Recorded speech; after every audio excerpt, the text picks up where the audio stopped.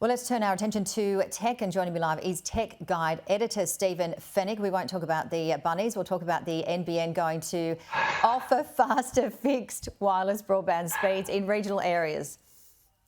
Yeah, good morning, Janie. Yeah, let's leave the Rabbitohs for another time. There is going to be some improvement here. The NBN fixed wireless network, 24,000 homes in regional parts of Australia are now going to receive those much faster speeds. So this is part of this $750 million initiative that's being rolled out. So they've targeted 24,000 homes at the moment. They've got in mind another 120,000 homes and businesses that will also have this upgrade. Now, this was focused in on those areas that were in the satellite footprint. So fixed wireless is a little bit like a cellular service that they've got their towers in these regional areas, and the homes then have a receiver to get that signal to get those faster speeds, much faster than they would be on satellite. So good to see that the NBN is actually addressing these issues for regional customers, because they haven't got the connections that we obviously have here in the city with fibre to the premises, fibre to the curb. So this is a massive boost for them for their speeds, and so they're going to be comparable to what we were seeing in city areas, and it's only going to improve. So starting with 24,000 homes and businesses and expanding that to 120,000 as part of that $750 million initiative. All right, now this is an interesting one. Telstra and CBA, they have partnered to protect customers from phone scams. That's right. Yeah, this is a big play here, because you think about what's required for a scam. Well, first they need to contact the customer, so that's potentially the Telstra network.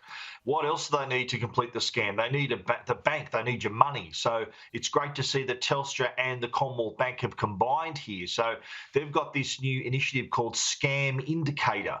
So it basically takes Telstra's learnings from their Cleaner Pipes initiative. We've spoken in the past about Telstra's ability to filter out scam text messages and emails. So they've got a pretty good directory of where these scammers are coming from.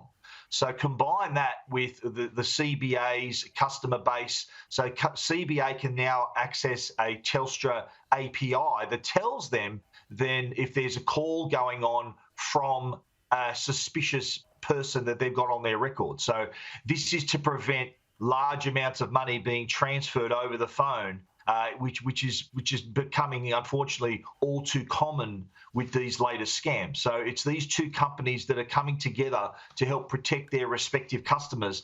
Early pilot program indicated this could save up to $20 million in scams when it's implemented.